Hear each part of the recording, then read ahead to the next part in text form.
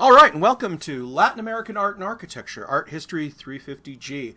I'm Travis Lee Clark at Utah Valley University, and I'll be walking you through this course. Let's just start. If you've taken any of my courses before, you already know these horrible dad jokes that are coming. But, hey, there are people on the internet and students who haven't ever had me before. They need to suffer too, because life is about suffering. I think the Buddha said that. Let's move on. So I'm Travis Lee Clark. I got my PhD at Temple University, and I was originally trained as a medievalist, and I worked on manuscripts in very fun locations like the Vatican and St. Catherine's Monastery. This is St. Catherine's Monastery. It's in the middle of the Sinai Desert in Egypt. Here I am doing my very best Indiana Jones cosplay. And here I am standing in front of St. Catherine's Monastery. Fun place. This is the library up here. This is the hostel. I stayed in this apartment right there. I worked with Father Justin. Father Justin, as it turns out, is an Orthodox monk, but he is, in fact, from El Paso, Texas, so he's an American. So we had lots of fun times. So if you ever happen to go there and see Father Justin, say, hey, Travis, said hi. And he'll say, who? Because I'm sure he doesn't remember me. But he's a great guy. And when I was there, they were busy digitally recording all of the manuscripts so that they could put them online, so they could go back to being monks and doing fasting and praying instead of being pestered by all these annoying scholars and graduate students who were coming. I was doing my research on Christian manuscripts like this. This is the Christian topography by Cosmas Nicoplaustes. This one shows Moses at the burning bush and receiving the law, which of course is relevant because this is the location that Moses actually saw the burning bush. Now, if you've ever been there, you know the miracle is that not that he saw a burning bush, it's that he saw any bush at all, because it's an absolute wasteland. All the green there that you see is probably the most green it's ever been. It makes Utah look like the Cambodian rainforest by comparison. But hey, all of that great dry weather is perfect for preserving manuscripts like the one I was there studying. Now, you may ask yourself, okay, so what's a guy who's studying Christian medieval manuscripts teaching Latin American art? Well, there is a very long and complicated story to that, and it starts right here. So if you look at this little thing behind my big fat round head, you'll see a Christian church with a bell tower. That is the church that was built there back in Justinianic times. But right immediately next to it is a mosque with a minaret, which is, of course, where Muslims go to worship on Fridays. So that seems kind of strange. People, think of Christians and Muslims in this area of being in perpetual conflict, and they have been. But for a very long time, both Muslims and Christians have been living in this monastery. As I mentioned, monks are there to pray, to fast, to dedicate themselves to God. But, any monastery has a lot of upkeep, and so they hire local Muslims to provide that upkeep. And so a community of Muslims has grown up there, right inside the walls of the Christian monastery. It's pretty amazing. I was doing a lot of my research in Muslim countries, Egypt, Jordan, Turkey, and it struck me that, hey, I ought to expand my horizons a little bit. I'm looking at all this Christian art in Muslim lands. I ought to look at Muslim art as well. And so that let me on a path to make Islamic art one of my second areas. And you're like, okay, that's still not Latin American art. How do we get to Latin American art? Okay, let me get you there. Well, as it turns out, Muslims controlled large areas of Europe. One of the areas they controlled was Spain. And while it was controlled under them, the Iberian Peninsula was known as Al-Andalus. And for 700 years, there was a kind of a golden age of Islamic civilization there on the Iberian Peninsula on the European continent. And they made beautiful stuff like this. This is the Alhambra. This is the Court of the Lions. Of all these beautiful stucco carvings. It's really quite amazing. And so, there's an awful lot of Islamic influence on the Iberian Peninsula. Now, what's really amazing is that the Alhambra was one of the last strongholds, it was one of the last places to be reconquered by the Christians when they took back the Iberian Peninsula. And what's fascinating is you would think that they would want to purge anything that wasn't Christian. These people have been at war for centuries. You'd think that the first thought would be like, yeah, let's get rid of all this Muslim stuff. But they actually showed up and they said, you know what, this Muslim stuff is pretty darn cool. And they loved it. And so they kept it. In fact, the Alhambra didn't get torn down in large part because Charles V wanted to build a pleasure palace down there. And he built his palace, his Renaissance palace, right next to Alhambra so that he and his wife, he built it as kind of a honeymoon getaway for his wife so that they could enjoy the Alhambra. And of course, lots of Muslims didn't leave when the Christians conquered. They converted to Christianity. They were forced to at times, but yep, they did. And they continued to make this art. And what you have is the invention of a new style, a style that is neither fully Muslim, neither fully Christian, but 100% Iberian. That is, it is native to the Iberian Peninsula. And we call this the Mujahar style. So this is a monastery chapel, but the roof with this geometric ornament and interlacing is purely Islamic. This is a wooden roof we call an alfarje. So what we find is that Spain was always a mixing pot of many different ideas and styles. My usual line on this is the Spanish and the Portuguese, they don't really change styles, they just pile the new style on top of the old style. They were a culture of cultures, and they loved to mix and match things. And so it makes sense that when they came to the New World, they brought this with them. And when I finally did start studying Latin American art, I was thrilled to see that a lot of this stuff that I had learned in Islamic art and medieval art was suddenly relevant again, that it wasn't starting over from square one, that you'll see alfarje style roofs and other Islamic ornament in places like Mexico and Ecuador and Peru. It's really quite amazing. Now, how I started into Latin American art is very simple. In 2008, an absolute tragedy occurred. I graduated. And because I had become addicted to certain prurient habits like, eating, sleeping indoors, central heating, lights, those kind of things, I had to go and get what they call a job. So I went to one of my first job interviews at a small state college, a liberal arts college in far west Texas called Sul Ross State. So shout out to Sul Ross State. It's a great community there in the middle of nowhere. It's in the middle of the Big Bend, Alpine, Texas. It makes Utah look populated by comparison, and that'll tell you something. It was out of the middle of nowhere, but it's one of the traditionally Hispanic-serving colleges in Texas, 60% Hispanic enrollment. So what they were really interested in was someone who could teach Latin American art, which made sense. And when they told me that, my heart sank because I thought, that's crap. I'm not going to get a job. I'm going to go be living under a bridge in a cardboard box. We're in a van down by the river. Anyhow, it didn't turn out that way because they screwed up. It's all their fault. Instead of asking me, have you taught Latin American art, they asked me, can you teach Latin American art? And I said, yes, I can. Knew nothing about it, but I went to the library and pleasantly discovered that, hey, I could learn a lot about it too. And I loved it. I fell in love with it. I've been in love with it ever since. I wish I had specialized in it, but very few people were teaching at it at the time I was in graduate school. And I discovered they have manuscripts too. Oh my gosh. I love manuscripts. And one of my favorite eras of Latin American art is going to be what I call the Mashika Revival. That it's this late 16th, early 17th century. It's that time period where after the conquest, a generation or two after the conquest, the Mexica in Mexico and all these different Nahuatl-speaking peoples try to recover their history. And so you see a blending of kind of Iberian illustration with native elements. This is from the very famous Florentine Codex. It's this vast compendium of ethnography on Nahuatl speakers done by Bernardo Sahagún. This is really amazing work of ethnography, but it's fully illustrated, and it's illustrated by native artists. Now, these artists would have been trained in by Franciscan monks, but they bring their own culture into it. So here we have warriors. These are jaguar and eagle warriors. That's really cool. There's another one This one is the history of the Toltecs, and this one shows Chicomostoc. Chicomostoc is this legendary cave where the people who become the Aztecs came from.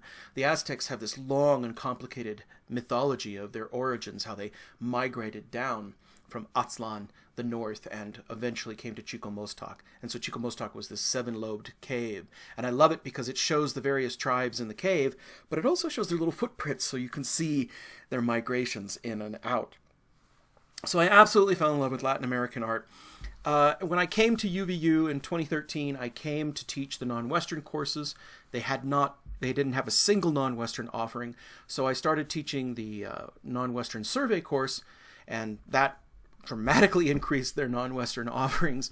But I made an oath to myself that I would double their non-Western offerings from one class to two. And I actually pulled that off. I did it just this year. So spring 2020 was the first time I was supposed to teach this class. I was supposed to teach it in person, and then events interfered, let us say. I don't want to mention the thing. We're only a little bit into 2021, and already I feel like we've jinxed it, so I do not want to mention it. But we had to move it online, and so it wasn't the ideal time to teach the class for the first time. So now I'm teaching the class for the second time, but it's all online. So we're still a little bit of experimental, but hey, we're going to try and stay positive here and work with it. So only the second time I've taught this class at UVU, and the first time I've ever taught it online. So be gentle, just please. Okay, so I don't really want to go over the course description and course goals too much. These are in the syllabus, or you can pause the screen and read this enormous chunk of boilerplate if you so care to. But basically, this is a course about Latin American art and architecture. And what does that mean? Well, it covers a lot of things. It covers all of the cultures in the area that we call Latin American, from before and after the conquest.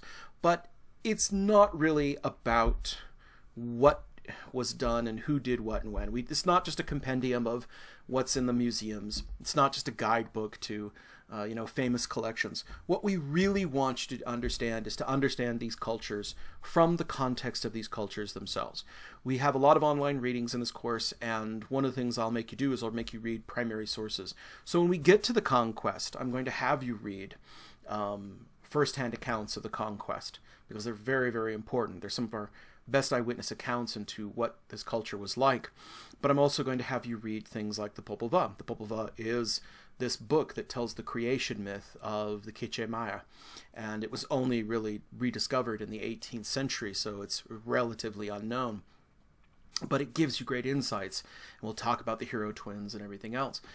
So I want you to try to understand these cultures as they understood themselves. I'm a social art historian. What I really care about is that you understand their visual culture, that is, how they see themselves. Art is the physical stuff that they made. It's the manifestation, the physical manifestation of their visual culture. But their visual culture is how they perceive themselves. Also, this class meets the global intercultural requirement, so everyone at UVU is required to take a global and intercultural course, and this one meets that requirements. We want people to expand their horizons and see these other cultures and get a sense to know them. You can never know another culture perfectly. You can't know a past culture or a foreign culture perfectly, but we want to be as sensitive as we can to see it as close as we can from what would be their perspective. So what is Latin American art? Well, Latin American art can be defined a lot of different ways. Basically, we're talking about art of the New World in the regions dominated by Iberian colonization. That is, those places were colonized by Spanish and Portuguese speakers. So those are Iberian, but also there's a few areas that were settled by, French speakers as well. That's part of that mix as well. So you can define it one of three ways. You can define it geographical. That's basically South America, Central America, and Mexico, but also large chunks of the Caribbean are in there as well. You can also define it as chronological. You can talk about the cultures that existed before the contact with Columbus. That would be the Pre-Columbian cultures of the Andes, of Mesoamerica, the Maya, the Aztec, the Inca, etc. And it continues on into the period of colonialization, because those native peoples don't go anywhere. They mix with the locals. The locals mix with the invaders and the conquistadors and create a new identity. So those would be the viceroyalty of New Spain and colonial Brazil. And of course, it carries on into the modern period, right up to the period of independence, the 19th century, and into the 20th century. But another way of thinking about it is cultural. It's the arts of Latin American peoples and cultures. And I like this definition too because it expands it out. There is a Latin American diaspora, particularly in the 20th century. Lots of people from Latin American countries go north to El Norte, to America, and we have movements that are definitely Latin American, but they're mostly active in places that we would not necessarily consider to be Latin American. The Chicano movement is largely big in Los Angeles, but we're looking at Orozco here in one of these pictures, and his most famous mural is in New Hampshire. So that's certainly not an area that we would think of as Latin American art, but because of the fame of Mexican artists in the 20th century, their art goes all over, and certainly that's part of Latin American art as well. So Latin America is basically any of those areas dominated by Iberian languages, by languages that are Romance languages, hence Latin, because Romance comes from Rome, and Latin is the language of Rome. And so there's a few other things other than Spanish and Portuguese, mostly Spanish and Portuguese, but also French, Catalan, a few others. Hispanic specifically refers to people who are Spanish-speaking or of Spanish descent, but it also refers to people outside of that tradition, because Hispania was the term that Romans used for the entire Iberian Peninsula. But sometimes we will use the term Iberian to describe people because Portuguese don't like being described as Hispanic because that is associated with Spanish-speaking people. So we need to be sensitive to that. And so you will hear me use those terms. They shouldn't be used interchangeably, but I generally prefer the term Iberian when we're talking about cultures or traditions that come from the Iberian Peninsula. And when I'm talking about cultures that are native or come from the regions of Mexico, Central America, and South America, I will generally prefer to refer to them by their pre-Columbian terms, whether they are Mixtec, Aztec, Nahuatl speakers, Quechua, Quiche, Maya, or Yucatec Maya. I'll try to refer to them by their more precise terms. So we defined this area largely because of the Age of Discovery. It's important to remember that Columbus, though he was not Spanish, he was operating under a Spanish king. Ferdinand and Isabella were the people who financed his operations, which explains why Spain got first dibs on the New World. And so Latin American colonization is an ugly affair. We can't really gloss over that. And it came to be a part of the massive Spanish holdings in the New World. The empire at the time of Charles V, which is the time of the conquest. Charles V was both the Holy Roman Emperor and the King of Spain, but he split Spain and the Holy Roman Empire between his sons, and Spain got control of the New World holdings, which is why those areas speak Spanish. Portugal had a massive trading empire, and they wanted to control that region of the world too, and eventually Spain and Portugal came to a treaty negotiated by the Pope to split the territories, but they will also come into conquest. So these are the areas we're going to be talking about. We call this New Spain, and we also call it the Viceroyalty of New Spain. It's important to know that because it was across the ocean, they didn't have Instagram, they didn't have Facebook or Twitter, which seems to be the way our society wants to govern itself. Yeesh. A boat, typically, even the fastest boat couldn't get across the ocean in anything less than usually 90 days. Some of the faster ones later on get there in about 2 months. That means that there's no way you can govern these regions directly, which means they have to be semi-autonomous. That's why they're viceroyalties, that they are on the level of independent kingdoms with their own trade, their own governance, etc., and their own cultures and societies. One of the things I like to stress when we're in class, and of course because of the unpleasantness, we are not in class, is if you are taking this in Utah Valley at Utah Valley University in Orem, I always make everybody say, hey, Look down where you're standing, because you may not realize this, but where you're standing was once Mexico, was once part of this territory and had a lot of influence from this territory. It, of course, was lost in the Mexican-American War and eventually became America. But as a lot of people are fond of saying, we didn't move the border. We didn't move, the border did. There have been people of both Mexican and Iberian and native descent living in this territory for a very long time, predating the existence of America. So again, it's not just Mexico, it's all of these regions that Mexico and New Spain was once a part of. One of the most important things I think we want to do in this class is to discuss what Latin American art is in context. That is, it's very important to know how to understand it from the context of its times. And I think the most important thing I want to identify is that it is a context of a mixed heritage. A mixed heritage between native elements and imported elements and European elements. We have two cultures coming together, and these two cultures meld, and this is what makes up Latin American culture.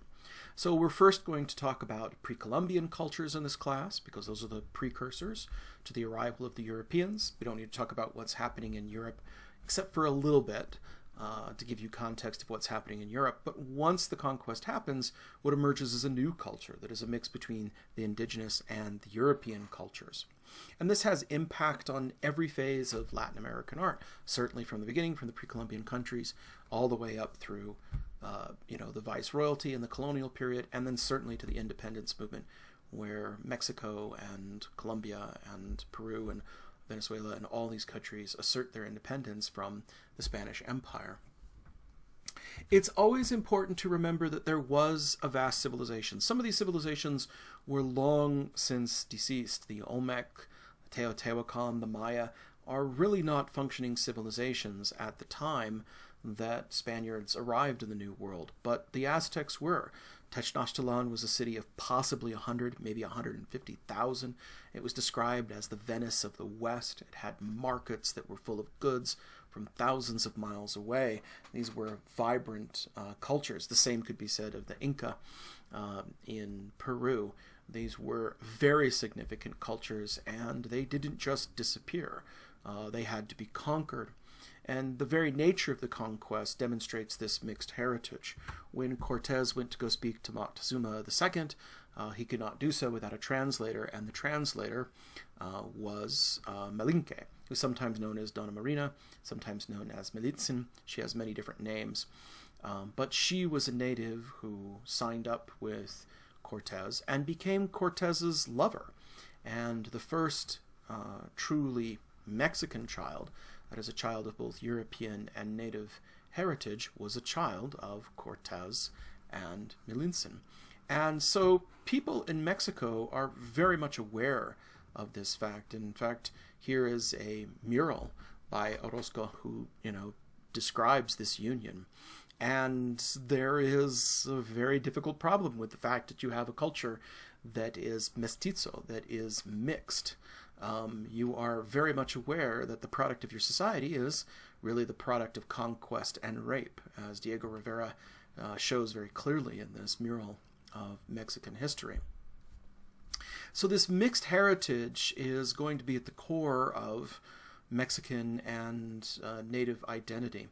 It's also important to know that for a short period, well, it's 20 years, but it's a brutal period.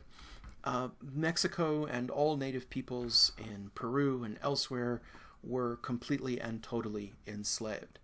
Now, remember, we're not that far from the Reconquista. The Reconquista was Christians taking back Spain and the Iberian Peninsula from the Muslims.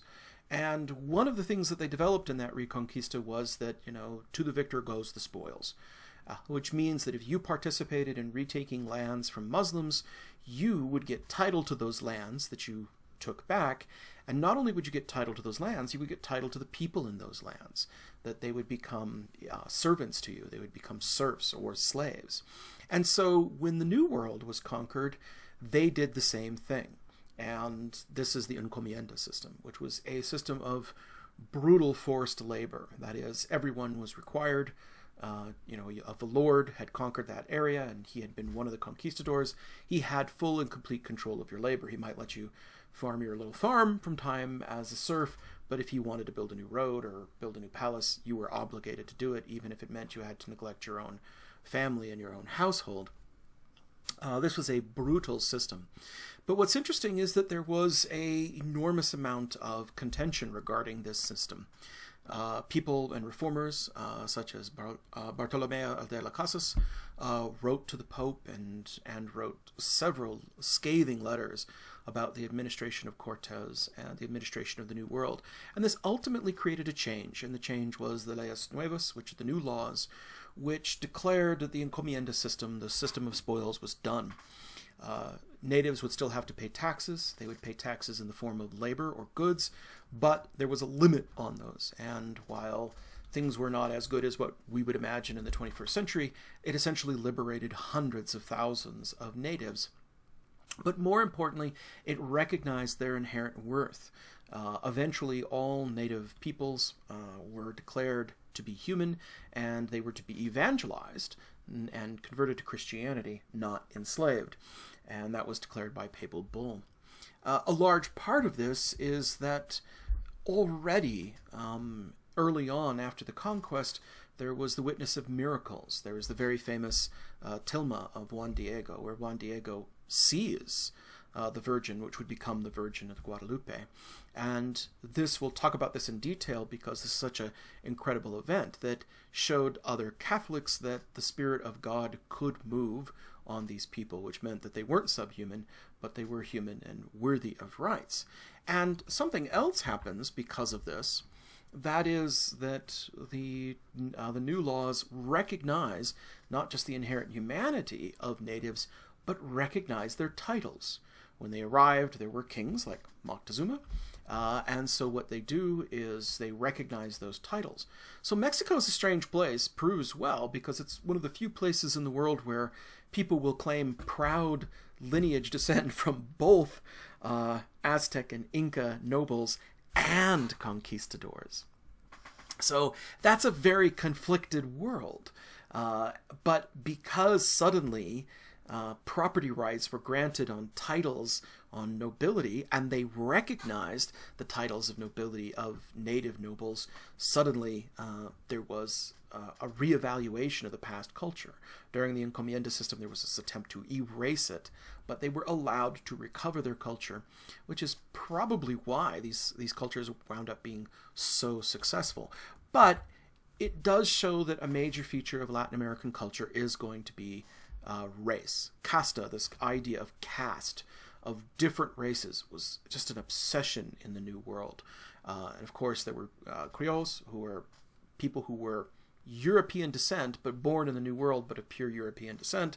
And then, of course, there was mestizos, which means mixed, which is a person of mixed native and European descent. Now, what's interesting is that at times the power base shifts. There's far more mestizos than there are people of just pure European descent. And while the people of European descent have status in that way, the mestizos have numbers. And you will see a very interesting society develop. There are also Africans and natives mixed in because of the slave trade. And you have these casta paintings which give you all the different possible combinations. And while it's a very complicated area and status was definitely based on race, and we'll have to talk about this, it was not necessarily a barrier to advancement. Many of the most prominent political, cultural, and economic, leaders in the 17th century were mestizo of various different mixed identity. But they did care about it, so it was a stratified society. That's very important when we look at a lot of Latin American art, and it's also very important when we look to the independence movement, because the independence movement was in many ways a rejection of this kind of order. We also have to be very careful about what is indigenous and what's European. A lot of European art was brought into this world. As I said, a lot of the Islamic ideas, you'll see Islamic ideas of art and imports brought in. We'll take a look at an example here. But you also see a mix of native styles. Teocalli is this native style, as flat, low relief, but it is mixed with European styles. You also see speech scrolls, which are a native element being utilized. One of my favorite examples of this is the Potosi Madonna. Potosi was a hill down in Bolivia, what is modern-day Bolivia, which was just an incredible silver mine. It was just a solid mountain of silver ore. It was really incredible, and it absolutely, they were mining so much silver that they debased the currency back in Europe. It's really incredible. But this mountain anciently had been associated with traditional Quechua deity, particularly Pachamama. And so the mountain itself becomes conceived as the Virgin Mary. And so we have these wonderful images that show the Virgin Mary associated with this hill and with this mine. And so she takes over some of the attributes of the Quechua deity Pachamama. And so you see this blending. One of my favorite examples is this one. This was a icon that recorded the vision of a local native of the Christ child. But here the Christ child is depicted wearing this red tassel down his forehead, and that was the traditional sign of royalty for the Sapa Inca, the Sapa Inca being the emperor of the Inca. So Christ has been fully assimilated into this tradition. We also have a large number of cultural imports. The first cathedral built in the New World, of course, is built on the island of Hispaniola, which is split today between Haiti and Santo Domingo. And in Santo Domingo, we have this cathedral, and it is a Gothic cathedral. So the Gothic style is imported into the New World. What's interesting is that in America and England, they abandoned the Gothic style, and so when the Gothic style comes back in the 19th century, it's a Gothic revival. But there's no Gothic revival in Mexico and Latin America because the Gothic never went away. Like I said, they never get rid of a style, they just pile it on. And so you will have a continuous tradition of Gothic architecture and mixed architecture with Gothic, mixing genres. I guess we're all about bending genres today and mixing genres, and we have sci-fi westerns and all kinds of things. So maybe you should think about that long before genre bending was a cool thing in pop culture, Mexico and Latin America was doing it. One of my other favorite examples is this. This is one of those Islamic features. This is a mashrabiyah. A mashrabiyah is a wooden balcony that has a wooden screen that allows air to be drawn into the building, but it's really great because then you can sit in it and watch the crowd but be obscured from the crowd, but have the sense of being outside. This is a long-standing Islamic form of architecture, and it pops up here on the Governor's Palace in Peru. So Islamic features are going to be imported.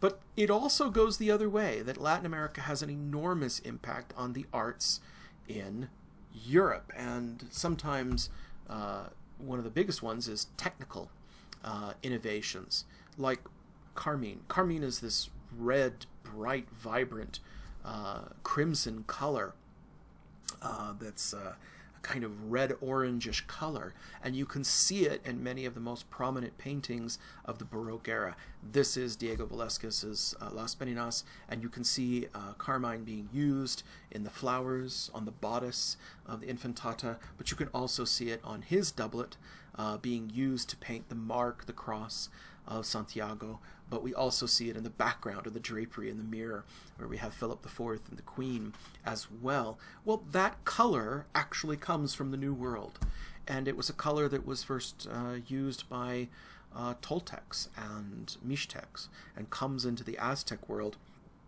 and it comes from a little scarab beetle. And the scarab beetle lives on cacti, these little, kind of beaver tail cacti. And when you squish it, it gives this bright red color. So all of those beautiful, deep, verdant, deep verdant. Verdant means green, dummy. Deep, vibrant reds that you see in Baroque paintings, in Dutch paintings, in Spanish Baroque paintings would have been impossible without innovations from the New World.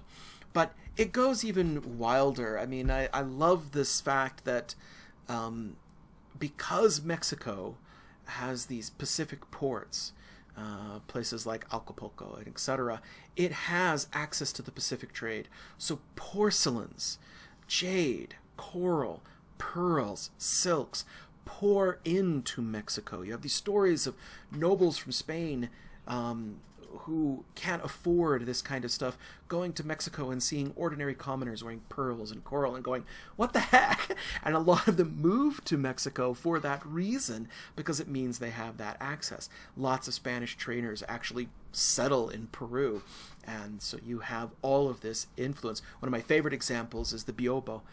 The Biobo is a Japanese partition screen, as you see here in the bottom, but it was brought over to the New World, and they said, oh, we love this, and we love the style and the design of this. And so they started making their own versions of it. Likewise, when you have the Churrigueresque, you have the Baroque that develops, that unique style of just over-the-top Baroque that develops in Spain and Portugal. It makes its way to the New World, and we have what we call the Ultra-Baroque. The Baroque that is the, if there's a... Okay, so Ultra-Baroque is hard to describe, but imagine as if all the other varieties of Baroque joined up together like Voltron and created something even more impressive, or Power Rangers if you prefer. But that's what the Ultra Baroque was. All of the various features of the Baroque come together and creates fabulously over-the-top things like this. And if you look in this facade, and we'll dissect this facade in detail when we get to some of the Silver Road, cathedrals. But there are elements of the Plateresque, there are elements of Islamic and Mujahar style, there's obviously elements of the Baroque, but so many other features coming in. And the New World got the wealth in silver, gold, and other materials to make it happen. It's really quite remarkable. And then finally we get to the independence movements. With the independence movements and the collapse of the Bourbon dynasty, Spain comes under control of the Bourbon dynasty. The Habsburgs lose control of Spain, and the Bourbons come to power. But then the Bourbons, of course, collapse, and the Napoleonic Wars happen, and that causes all kinds of strife. And it makes these cultures decide, hey, we're going to create our own identity. And so we have the wars for independence. Here's the very famous Father Hidalgo, who was given credit as being the father of the nation of Mexico for starting off and holding the banner of the Virgin of Guadalupe. But this causes people to reevaluate their heritage, and we see painters painting the figures of their society in a sympathetic light. This is the death of Atahualpa, the last of the Sapa Inca, the last emperor, and here he is depicted in a dignified way, not as a savage to be conquered. And this is true everywhere. This one's by a German-American painter, but this one is the storming of the Teocalli, which is this event that happens in the conquest. And what's amazing to me is that the Spaniards are portrayed as the bad guys. The Spaniards are portrayed as the bad guys, and it is the Aztecs who are, portrayed as the people making the virtuous last stand for their people. The one exception, of course, is the priest. The Spaniards are shown in a kind of savage light, but the priest is, caring to the injured. And so this is a kind of nod to the fact that at this time there was this romantic fervor for these ancient cultures, but at the same time, by this point, Catholicism had become a major feature of Mexican identity. And so we see a revival of interest. There's an interest around the world in these cultures that begins in the 19th century. The Aztec and the Inca were living cultures when the conquest happened, but most of these cultures we only know through archaeology, and most of that archaeology only happened in the 19th and 20th century. So places like Teotihuacan, which were known by the Aztecs, were never excavated, but they became major sites of national identity. The same thing, we have Catherwood going and doing his wonderful series of lithographs of Mayan sites, and people in the area begin to identify with these. you start to have major exhibitions. This one is a kind of engraving of casts of some of the most famous examples of Aztec art. And it's not an accident that, this exhibition is happening right at the time that the independence movements are taking off. Mexico gains its independence, 1821. And so you could see that there's this sense of national identity that, just like Europe has claim to the Greeks and the Romans and these great civilizations of the past, the New World has its own great civilizations. And so we see excavations at places like Bolivia, Tiwanaku, and we also see a fascination with artists. Even, 19th century, you have Impressionist artists in Mexico as well. Everybody was doing it. And what I love is Velasco does pictures of the Way of the Dead. So what we see here is he is actually standing on the Pyramid of the Sun, looking out on the Avenue of the Dead, and to the one side, he's standing on the Pyramid of the Moon, and the Pyramid to the Sun is located right here. So this structure here is actually the same as this structure here. But now it has been completely restored. It has been cleared off. Has been an archaeological program to create this place that can serve as a locus of Mexican and national identity. And that happens at the end of the 19th century. At the end of the 19th century, the beginning of the 20th century, this reframing of identity, reframing our identity in terms of our past, identifying not just with our European past, but with our native and indigenous past. And of course you can see this in the works of Diego Rivera, the great muralists, where he recreates the great market at Tenochtitlan, but you can also see it in the works of Orozco, where in the Dartmouth mural for Dartmouth College, he integrates the stories and the legends of Quetzalcoatl into Mexican identity and brings it right up to the point of the Mexican Revolution. This will go on to have enormous influence on Chicano art and art that is created in the early 20th century. Now, I ended this class last time I taught it more or less around the year 1950 because I covered art up into that time period. So this semester I want to go a little further. I want to talk about Chicano contributions and Latin American contributions a little bit further into the 20th century. And I also want to look a little further abroad. I don't want to just look at the famous muralists. Art historians get bored too, people. I love Orozco. I love Diego Rivera. I love these guys. But I've done them. I want to see something else. And I have a real fascination with ephemera. I have a real fascination with pop culture. And one of my fascinations is Helguera. Helguera is a pulp artist of the early 20th century. There were these very famous Mexican calendars that were filled with nationalistic imagery. And he created his artwork as a blend of native elements, but also kind of 20th century illustrator pulp style, and he created these beautiful, fabulous, over-the-top images, and I love these things unironically. So I want to look at some things outside of what might be traditional art history. I want to look at some stuff that are pop culture. These things have become ridiculously popular of late, and how these things are still resonating with us today. So some important points to consider before we go on is that, of course, this is a history course. There's going to be a lot of concepts, terminology, and vocabulary, a lot of historical methodology. There's a lot of social, religious, and political context. So, you need to know things like the date of the conquests. You need to know that, the conquest is over in 1521. You're going to need to know the independence movements, the dates, the principal figures, who they were. There's lots of time periods and movements that happen as well. As far as timelines and calendars and chronology, we're going to be using BCE and CE. It just seems more sensitive to pre-Columbian cultures that had their own calendars and dating systems. BCE and CE is, of course, the same as BC and AD. It's just that instead of saying before Christ, we're going to say before the Common Era. I suppose if I wanted to be very extraordinarily sensitive, I could give dates in the Mayan long count. That would be the most sensitive. But Mayan calendrical systems, holy cow, they're pretty complicated. We're going to spend a whole day on them because they end up being so sophisticated and so critical to Mayan consideration. But we will be using BCE and CE. We're also going to be throwing around a lot of nasty terms, and by nasty I mean hard to pronounce. I myself am gringo impaired, so if you have a hard time saying things like Nahuatl, if you have a hard time saying things like Tlahuitzalcalpantecuhtli, I'll give it to you. I'll give you some time. Tlahuitzalcalpantecuhtli is Lord of the House of Dawn. That's the Venus.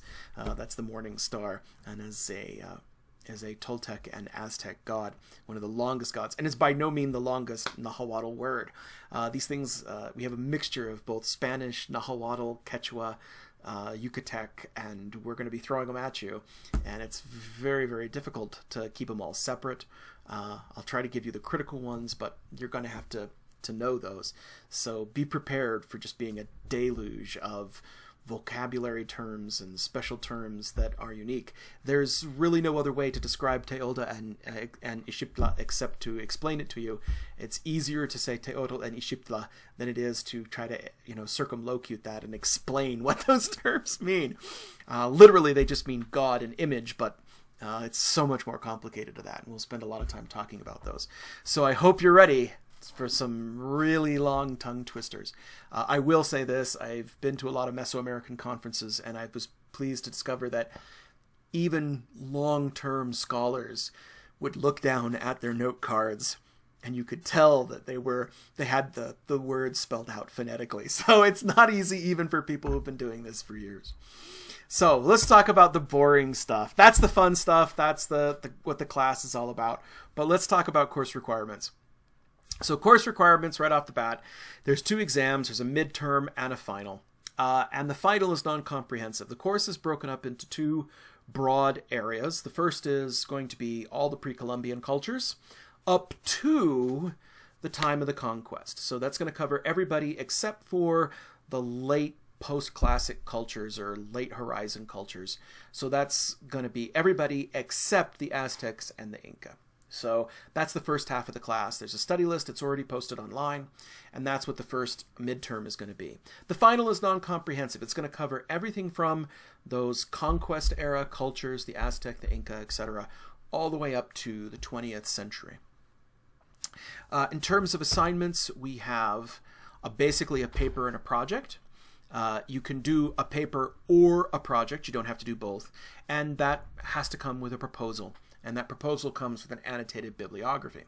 And then the last is class citizenship and participation, which for this class means getting your assignments in on time, reading the material, and participating in the online discussions on Canvas. So let's break all these down. So first off, let's talk about the exams. There are study lists. They're already posted under the course introduction material, so you can look at them. I know they look daunting, but the exam is going to be online. And it's going to be proctored by a third-party software called Proctorio, which sounds like the worst superhero origin story ever, but that's what they decided to call it. I'm pretty certain that one wasn't focus group, but there we go. So it's called Proctorio, and it has its own quirks.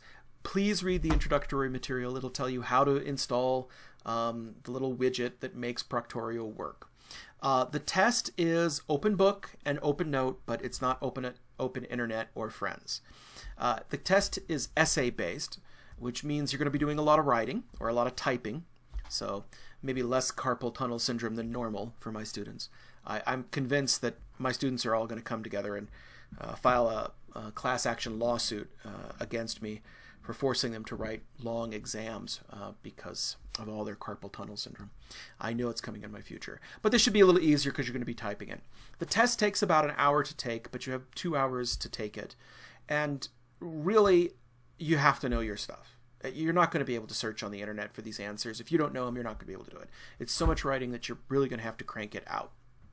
Okay, so there's 5 short answers, 2 comparison and contrast essay questions, and 3 unknowns. Makeup exams will only be made up if you have a prior excuse for some kind of university-related event. I actually got a letter from somebody who's on the Spirit Squad today. So if you're on the UVU Spirit Squad and you have to be somewhere, then you can have it. But the truth is, that shouldn't be a problem because the exams will be open for a week and you can take it any time in that week. Okay? So it's timed. It takes about an hour to take. You have 2 hours to take it. But once the clock starts, you can start at any time in that week. But once it starts, you've got to finish. So really, there's a lot of flexibility on exactly when you can take it. You do have to take it during the week of midterms. You do have to take it during the week of finals. But you can take it any time in that 7-day period. I don't give makeups if you just miss it unless it's some kind of severe emergency or illness, and then you have to provide documentation. So if you have a letter of accommodation from the accessibility office, please let me know ASAP, and I'm happy to add extra tries or extended time as is warranted. Okay, so I do have a kind of sample exam that shows you what this is going to be like.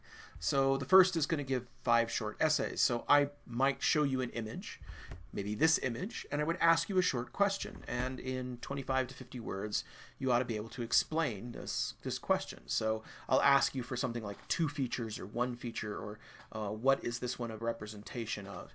And you'll use this image to answer that question. So there's 5 of those. That goes pretty quick. But there's 2 comparison and contrast essay questions, and these are going to be killers. These are going to be tough. I'm going to show you 2 images side by side, and you'll have to answer the question in about 200 to 400 words. Here's an example of this one. This one is a very technical question. I don't think I would give you something this complicated, but the answer gives you a sense of what I'm looking for here. Again, the unknowns are also pretty straightforward. These are the only things that you won't have captions for. Again, if you were taking this test in person, I'd make you remember the captions, but because it's online and there's really no way to police it, you're kind of on your honor. Proctorial will lock out browsers, but it won't, do much more than that. I'm not recording students or asking them to verify their identity by showing their ID and picture like that. So you're kind of on your honor. But the unknowns are the only ones where you will have to identify something off the study list. I'm going to show you an image, and you're going to have to compare it to something on the study list. So I would show you something like this, and then you would have to compare it to an item off the study list, and then briefly explain in about 50 words why. What are the characteristics between those that make you think they're the same? So that's pretty straightforward. That's what the exams are like. So there's 3 unknowns, 2 comparison contrast essay questions, and 5 short essays, and you have to crank all that out in less than 2 hours. So it's a little bit of a challenge, but because I'm not making you remember things and because it's online, I think you ought to be able to do it. The other major requirement is a research paper or project. That is, every student has to do a research paper or a research project. So let's talk about the research paper. So if you're a student who is going into art history, or you're a student that's going into liberal arts, humanities, some history based, I would strongly suggest you take the research paper option. So the research paper is just it's a research paper. I will let you select your own topic. It has to be on a topic on something covered by the class that's pretty broad. So it could be something like Chicano art, or it could be something from Pre-Columbian art. But I do suggest that you don't make it too broad. Just don't do Pre-Columbian art. Good heavens, it's 3,000 years of history. There's no way to do it. Focus in on something, a particular culture or a particular artifact. Some things have more literature written about them than others, so you'll have to do a search. You have to produce a proposal for your paper, and it has to have an annotated bibliography, and you have to have a minimum of 5 sources. So if you're having trouble finding 5 sources, that's a pretty good sign that maybe you need to broaden your search. If you're finding 20 sources, maybe you need to narrow it. Okay? If you've never done research paper before, we do have resources. There is a full set of guidelines with a rubric for the research paper, and also full guidelines for the proposal for the research paper.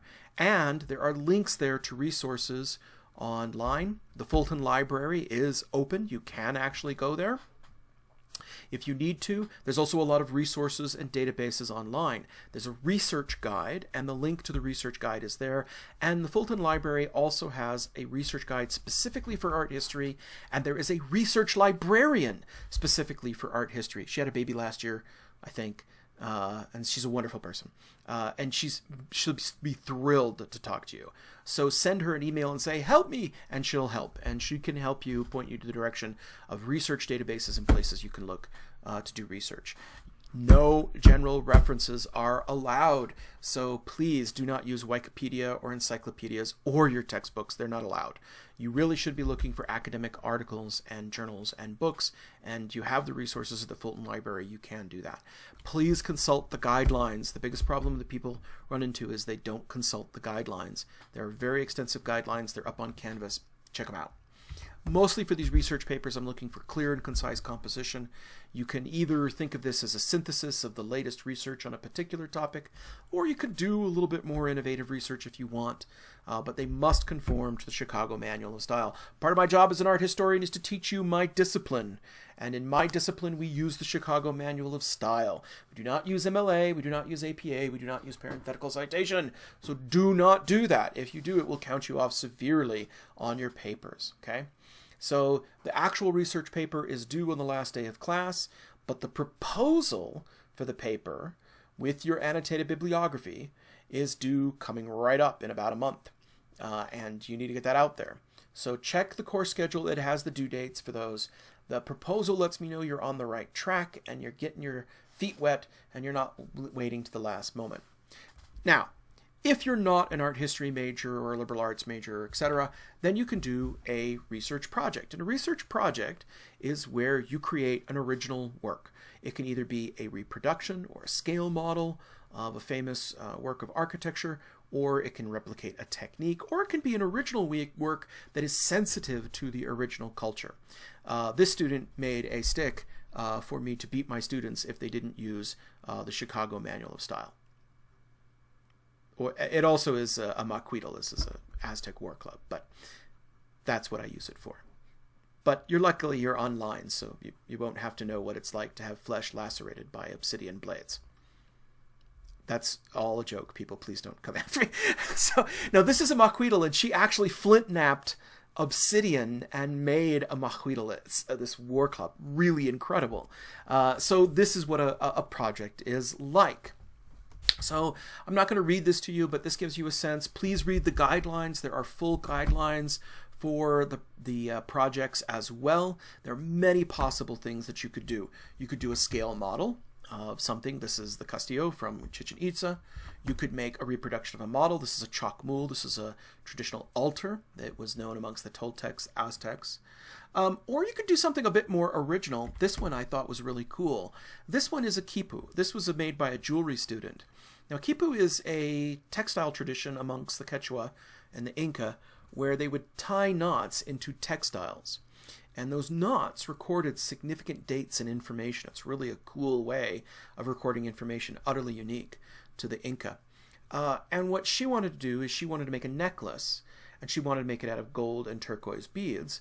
Now, this is something that the Quechua never did. They never ever made these things out of metal. They made them out of textiles. But she wanted to keep the spirit of the Kippu, and so every single one of these beads actually records a date. She had a system worked out so that each one of these, and they recorded significant dates in the lives of her children.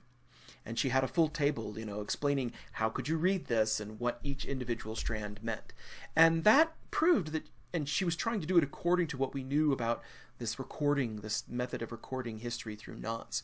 So that was something that was original. It was not 100% exactly the way somebody from that period would do it, but it showed that she was sensitive to that culture and really had done her research.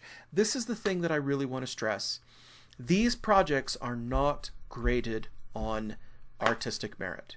I have had students turn in stuff that looked awful, but I could tell from the project they had done their research, that they were very sensitively trying to create something that expressed the original culture, okay? And I have had other students that produced things that were just beautiful. I said, wow, that's gorgeous, F. Because it was a pastiche or a stereotype of what they imagined these cultures to be like, and did not actually demonstrate any original research. They are research projects. And when you submit the final project, you have to submit a 1 to 2 page evaluation defending what you've done and saying, here's what I have learned about this culture from this project. It's the same goals as the research papers, to prove to me that you've actually done research. It's not graded on artistic merit, it's graded on how well it demonstrates your research. So whether you do a paper or whether you do a research project, you have to submit a proposal. The proposal has to be accompanied by an annotated bibliography of your sources. It has to be formatted correctly. And again, same rules as the paper. No Wikipedia, no encyclopedias. Don't use your textbooks. Don't, please. Instead, go get scholarly academic journals. You can go and contact the research librarian for art history at the Fulton Library Well. And please consult the guidelines for a full rubric. Because this class is online, all paperwork must be submitted online, and you must do it in an approved electronic format. Do not send me Google links, people. I can't use them. They're always problematic. You have to submit it as a Word document or a PDF. If your project or something requires an outside link, like you did a video of your project, then you must submit that link inside your submitted PDF. Okay? If you're doing a project, your documents have to have images that show your project at all stages, both its completion and its process. You have to document your process. And the other issue about papers also applies, the issue about tests also applies to papers. That is, I don't accept late papers. You're in college, you know when the deadlines are. Now, if you want my input, you can certainly submit it early and say, hey, give me some input on this, and I'm happy to give you some input and some feedback. But get the proposals in on time. Proposals are due in about a month. Check the course schedule and the due dates. That's right, coming up. And the projects and the papers are due on the very last day of class. Not the last day of finals, but the last day of class. Final weeks is a week after the last day of class. I shouldn't have to say this at a college level, but of course, plagiarism, cheating, none of that will be tolerated. Please take a look at the student handbook because it has the full instructions on what constitutes plagiarism. If you're unfamiliar what plagiarism is, go to the Writing Center. They have a full PDF on what plagiarism is. That's linked in the syllabus. And the last thing is class citizenship and participation, which is tough because the class is not meeting in person. So the way you show your participation is making sure you get your assignments in on time and contribute in the weekly discussions. So for this lecture, I just want you to introduce yourself and give your expectations for the course. Yay, easy 10 points. But for every lecture, I'm going to have a discussion, and I will give you a discussion prompt, a specific question about that lecture, and you will have to respond to it. Okay? So come prepared, read the assignments.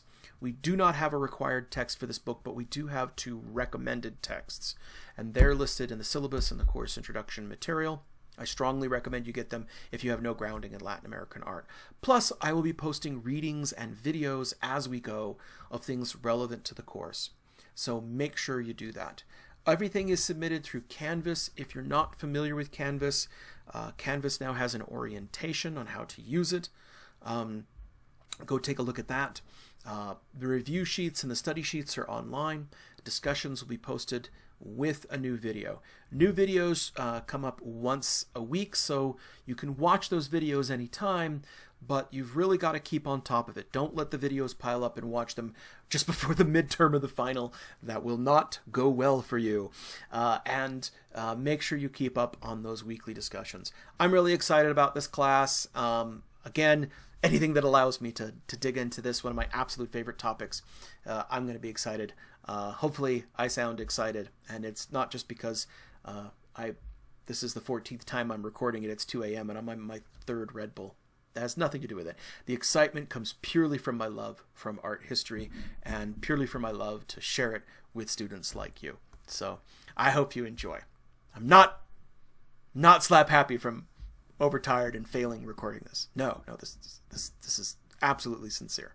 All right, I'll catch you in the next lecture. Bye-bye.